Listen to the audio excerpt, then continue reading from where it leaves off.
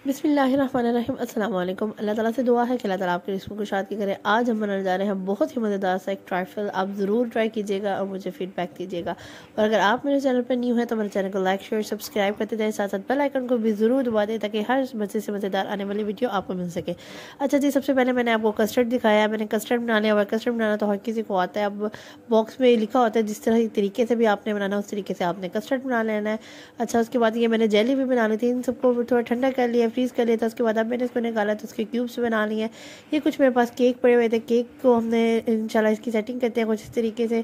सबसे पहले मैंने केक की लेयरिंग कर दी। तो इन चीज़ों से ना बहुत मज़े का ट्राइफल बना था, इतना मज़ा आया था। और आपने मस्ट ये करना है कि थोड़ा ठंडा करके खाना है, ठंडा करने से और मज़ा आ जाता है। ईद तो गुजर गई है, ईद के बाद में मीठा ज़रूर होना चाहिए। मीठा ज़रूर खाया करें, एंजॉय किया करें अपनी लाइफ को। और मुझे ज़रूर बताइएगा कि आपकी ईद कैसे गुजरी है।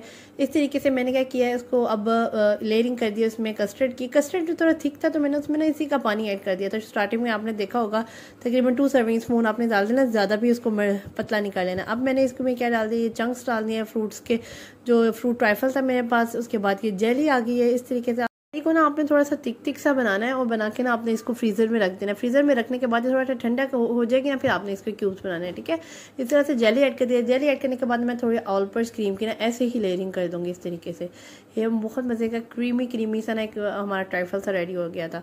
अच्छा जी, आपकी ईद उम्मीद करती हूँ कि बहुत अच्छी गुजरी होगी और ऐसे ही खुश रहें और दूसरों को भी खुश रखें। इस तरीके से मैंने अब दोबारा से लेयरिंग करनी है। लेयरिंग में अगेन मैंने क्या करना है, अच्छा मैंने ना ये बिस्किट्स ऐड करने थे, वो मुझे भूल गया, तो कोई मसला नहीं है। मैंने केक से पहले ना ये मैंने कहा था बिस्किट्स ऐड करूँगी। अच्छा, आपके पास कोई भी बिस्किट्स अवेलेबल है ना, आजकल मिनी पैक्स भी चले हुए हैं, वो चिप्स वाले भी हैं। और मैंने ओरियो का भी एक मिनी पैक देखा था ना, वो भी होते हैं, आप वो भी ऐड कर सकते हैं। ओरियो भी ऐड कर सकते हैं, चॉकलेट चिप्स जो भी अवेलेबल हो आपको। अच्छा, मेरे पास ये थे पड़े हुए, तो इस तरह से मैंने ना ये डाल दिए, इसमें ऐड कर दिए बिस्किट। इसका बहुत मज़े का क्रंच थोड़ा सा बीच में सॉफ्ट एंड और बीच में क्रंच सा मज़ा आया था इसका। अच्छा से मैंने बिस्किट ऐड कर दिया। बिस्किट ऐड करने के बाद अगेन आपने इसकी कस्टर्ड की लेयरिंग कर देनी है।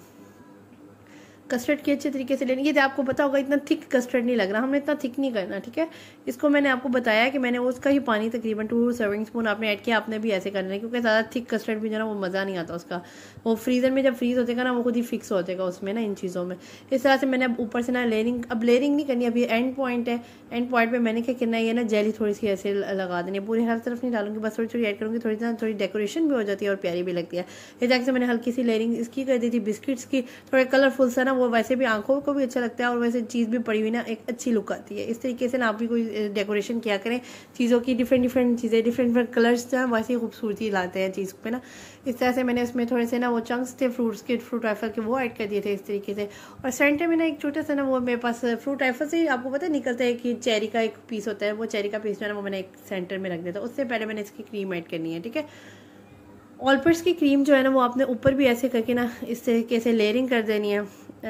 इस तरीके से इस फॉर्म में ना मैंने इस लाइनिंग की फॉर्म में कर दी थी। और इस तरीके से आपका बहुत ही मज़ेदार फ्रूट राइफल रेडी हो जाएगा। और कोई भी गेस्ट आ रहे हैं, कोई मेहमान आ रहे हैं, कोई किसी रेसिपी आपने करनी है तो फटाफट ये बनाने, क्योंकि जेली कस्टर्ड भी ना फटाफट से बन जाते हैं। फटाफट बन के आप पहले ही ना इसको ना बेशक रात से ही बना लें, रात से ही बना के ना उसको फ्रीज़र में रख दें, फ्रीज़ कर लें। उसके बाद नेक्स्ट ये फटाफट से कोई किसी रेसिपी आपकी रेडी होगी, बस फ्रीज़र में रखें और सर्व करें। गेस्ट को बहुत मज़ा आता है इसको खाने में। इस तरीके से मैंने कोई डिज़ाइनिंग करने की कोशिश की थी, कोई लेंथ वाइज मैंने इसकी लाइनिंग लगा दी थी, कुछ गोल गोल इस तरह से कुछ बन नहीं गया था कुछ, अल्हम्दुलिल्लाह। अच्छा, अब इसके बाद मैंने क्या करना है, क्रश किया हुआ मैंने ना वो जो बिस्किट रिमेनिंग बचा था ना, आपका भी 1-2 अगर मिनी पैक लेते हैं उसमें से एक बिस्किट एक्स्ट्रा ले लें, उसको अच्छी तरह से आपने क्रश कर लेना है। क्रश करके ना ऊपर से मैंने इसका हल्का हल्का स्प्रिंकल कर दिया था, थोड़ा सा ना और ही मज़ेदार सी लुक आ गई थी इस तरीके से। उसके बाद इसको अच्छे तरीके से मैंने लगाने के बाद उसके बाद मेरे पास एक ना वो मैंने आपको बताया कि चेरी पड़ी हुई थी, चेरी को मैंने एक सेंटर में रख दिया, थोड़ा सा और प्यारी सी लुक आ गई थी। आज की रेसिपी मेरी कंप्लीट है। आज की रेसिपी आपको मेरी पसंद आई है ज़रूर मुझे बताइएगा और मेरी वीडियो को लाइक शेयर सब्सक्राइब किया करें और फ्रेंड्स और फैमिली के साथ भी शेयर किया करें। नेक्स्ट इंशाल्लाह इससे भी मज़ेदार वीडियो लेकर हाजिर होंगी। एक काम आपने और करना है, ये टिशू से ना सारा साइड्स भी साफ़ कर लेनी है और अच्छा हो लगेगा। ठीक है, नेक्स्ट इंशाल्लाह इससे भी मज़ेदार वीडियो तक के लिए अल्लाह हाफ़िज़।